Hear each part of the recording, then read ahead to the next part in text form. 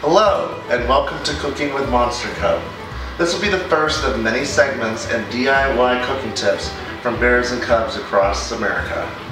Tonight, we're going to make something everybody loves, a stir fry. More importantly, an Asian chicken stir fry. To begin, we're going to need to cut up the vegetables. You want to make sure that you have nice, small bite-sized pieces that everyone can enjoy. Otherwise, they'll be choking on it. Make sure that you're cleaning off all of your vegetables before you begin to prepare them for cooking. A lot of these vegetables have been grown in dirt and therefore may contain bacteria. I've chosen broccoli, mushrooms, and onion because, frankly, those are my favorite vegetables. When preparing broccoli, you're going to want to score off the big, nasty stalk. I mean, some people do eat this, but, well, I'm not some people. We're going to chop the broccoli again into bite-sized pieces.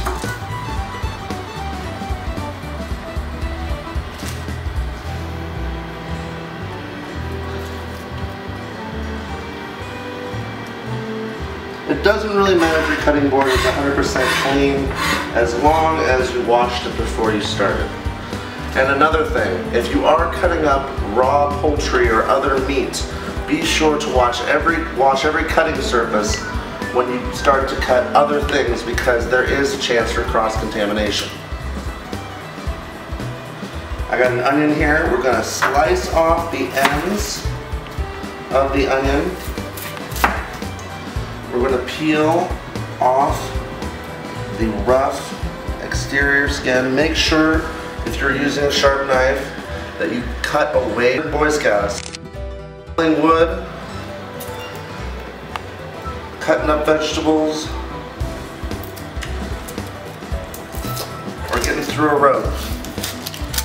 You have to make absolutely sure the process. Once we have the skin off of our onion, I like to have nice, firm chunks. So we're going to cut at the pole down the center.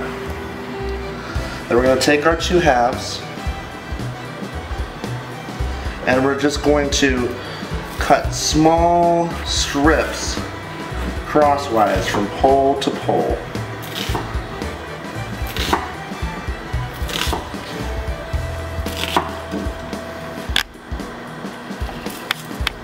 If you get too close to your fingers, don't risk cutting yourself. Just forget it.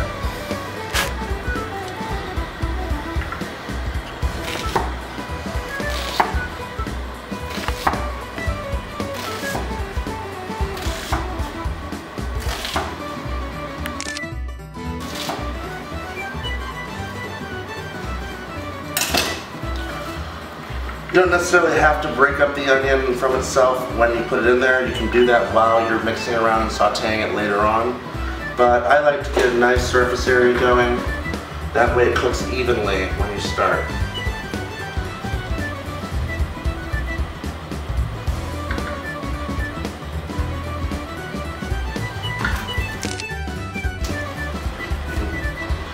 The last thing I like to add to really any vegetable mixture that I have is a little bit of fresh garlic cloves. You could use the minced pickled garlic from the store, or you can even use powdered garlic, but I actually want to use fresh garlic for this recipe in particular just because it gives a more authentic flavor. And I've also learned over the years that in order to really mitigate the amount of garlic taste in your food, you're going to want to add the garlic before you start cooking or towards the beginning of the cook if you want a subtle, more smoky garlic flavor. But however, if you would like a more spicy, robust garlic flavor, I would suggest suggest adding it about 2 or 3 minutes in your cook right before you're ready to take it off the stove. Next thing we're going to do is we're just going to take a little bit of vegetable oil and we're just going to coat our pan that we're cooking our vegetables in. We're not going to drown the vegetables in this, we're just really going to just coat the pan just enough. And whatever excess there is, we're just going to pour it. Just enough to coat the pan. You don't want to burn the veggies, you don't want them to stick. So that's my best advice for that. Next thing we're going to do is we're going to transfer these veggies over the stove.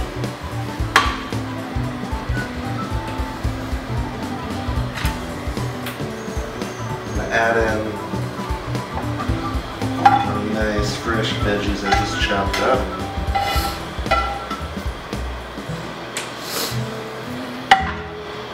Add in our garlic.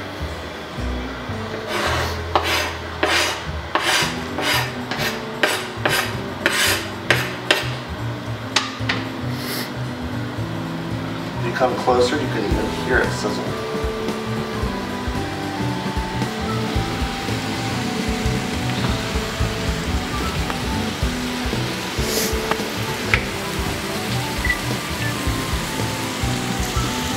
Just gonna make sure we get nice and spread out inside of our pan.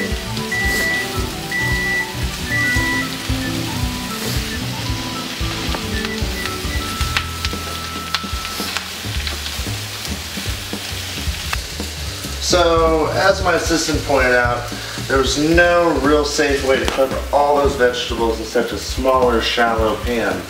So we've switched over to more of a deluxe stir-fry pan. These veggies are going to work for a little bit and cook, and you know, it's just a slow saute. Get the stir-fry going. Meanwhile, we're going to work on our black beans and rice that we're serving with this. For this, you're going to need 2 cups and 3/4 of water. And we're going to add in 2 tablespoons of butter or margarine or olive oil. It's really up to you guys what you want to use. I like to use butter. It just tastes better.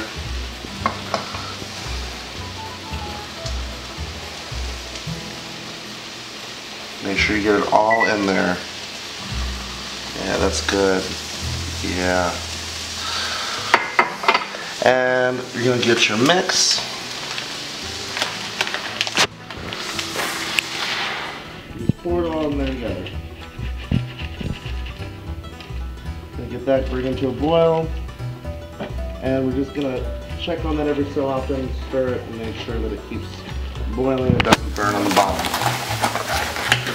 Now, meanwhile, our chicken is finally defrosted.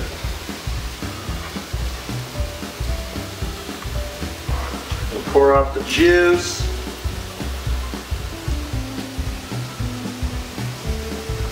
Gonna transfer over here. I've gone ahead and I've washed the cutting board since we did the veggies. If we had done the chicken first, please be sure to wash the cutting board. You don't want to get salmonella. What we're gonna do is just take the chicken, take our big knife, and we're going to cut the chicken into small, bite-sized pieces. I use boneless, skinless chicken breast just because it cooks easier, it absorbs more of the flavor, and it's a much nicer cut of chicken. Again, avoiding cutting off your fingers by cutting away from you. And please, if you get too close to your finger, just don't cut anymore. I'm going to transfer this all to our other pan.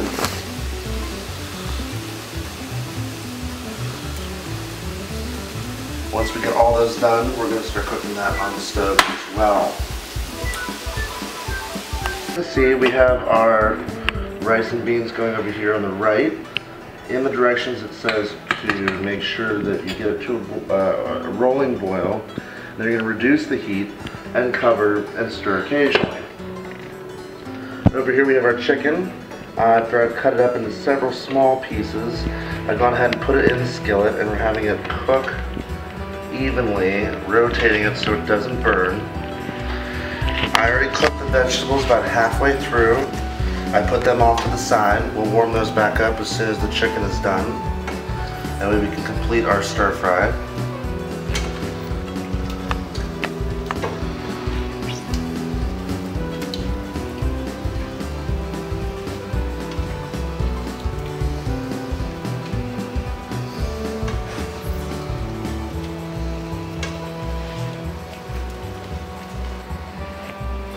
So in order to make a more authentic fried rice, it's always good to add some fried eggs. So, I can't fit all of these into a measuring cup, so instead I'm just going to use a regular cup, because really we're not measuring anything here. We're just trying to keep all the contents in one glass and mix thoroughly. So we're going to add our 3 eggs, making sure that we do not get any shell in there, otherwise we're going to have a crunchy aftertaste. And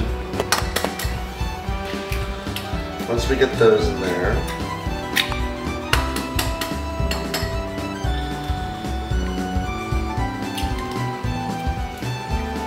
oh, this one's a cliffhanger. Got her in there. Next thing we're going to do, in order to make our eggs just a tad bit fluffier, we're going to add a little bit of milk.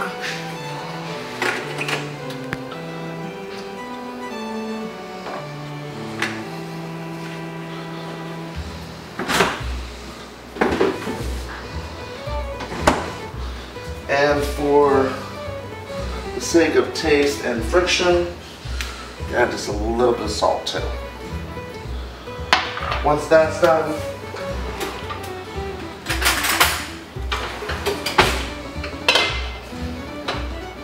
we're going to beat our eggs until we have a pretty consistent vanilla colored liquid.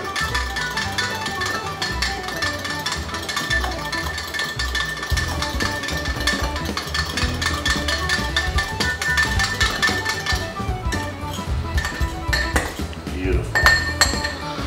Then we're going to pour into our pan. Ooh, doesn't that sound good? Let it start cooking out.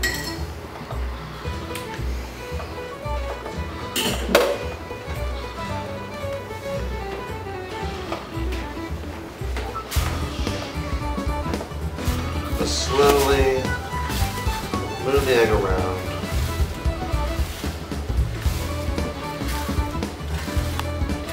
Alright everybody, it looks like we're getting pretty close to finishing here. We got our black beans and rice almost done cooking. We have all of our vegetables cooked and caramelized and crunchy and tasty. So I got the eggs done here. I'm just going to move these into the rice. Oh, that's nice. That's real nice. There we go. Got a little bit right here. It is fluffy.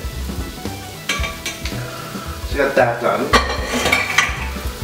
We also have all of our chicken cooked, ready to go. Some of us like, basic soy sauce. Other people like something a little more spicy, like a General Tso's. So tonight I'm going to use General Tso's actually.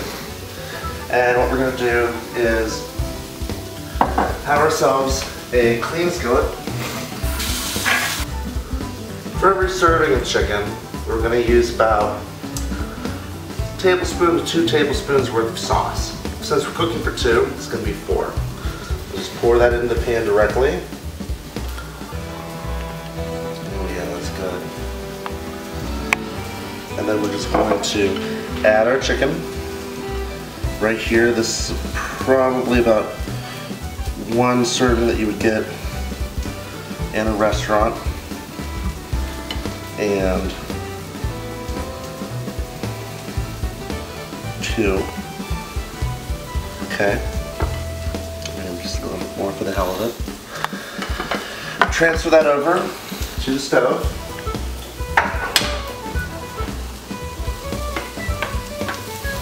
Got our eggs going with our beans and rice.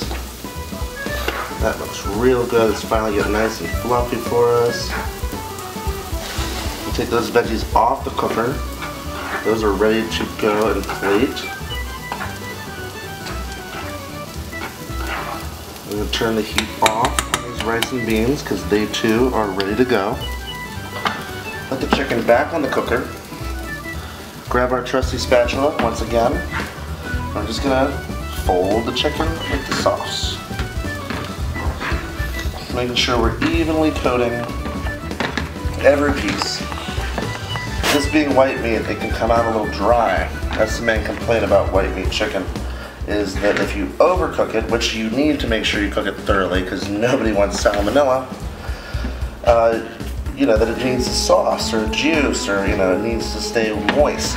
Well, that's where the sauce comes in. So we're going to mix it around and knead it, just making sure it gets a nice little red glaze on it. Make sure you just fold it around. You can see the heat starting to form again.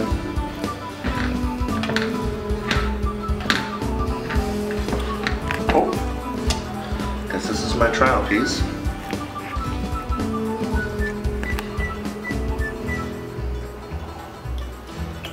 A little more soft. Now I know some of you chubbies at home are saying, but Hunter, I want to be healthier. I don't need all this fattening sauce. Well, you can do a lighter option if you wish. But frankly, it's all up to personal taste. So we're just gonna add a little more sauce. Cap it off for another day. Mixing it around.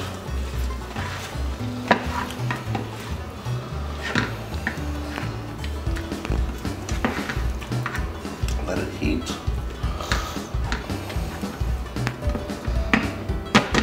And now it's time to serve. Take you out a plate.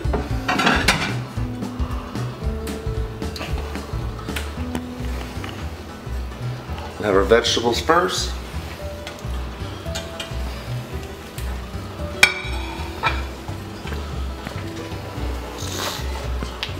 Just make sure they have enough heat distributed when you cook them.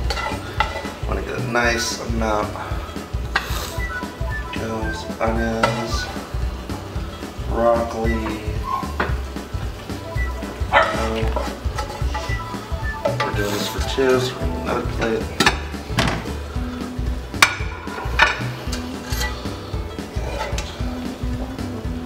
And take a little bit there.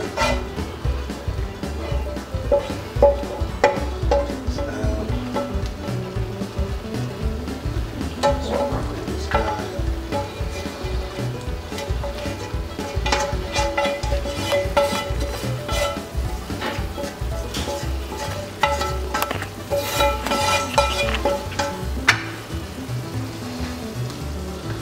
There's our veggies.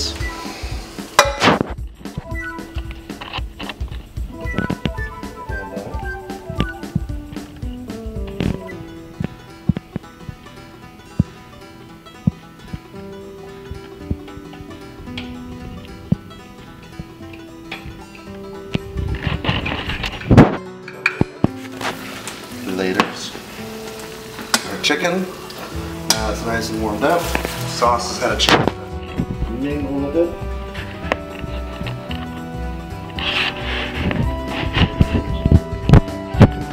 Plate the chicken.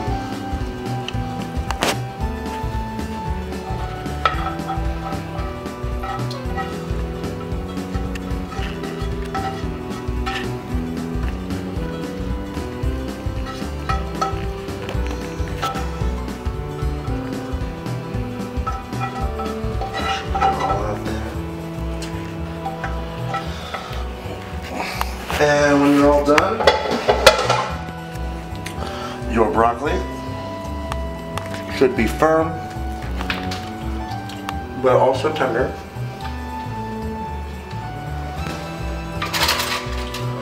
Your chicken should be white, cooked all the way through. Just the right amount of sauce, properly coated. And your beans and rice should not be too runny, but not be completely dried out either, because nobody wants hard rice.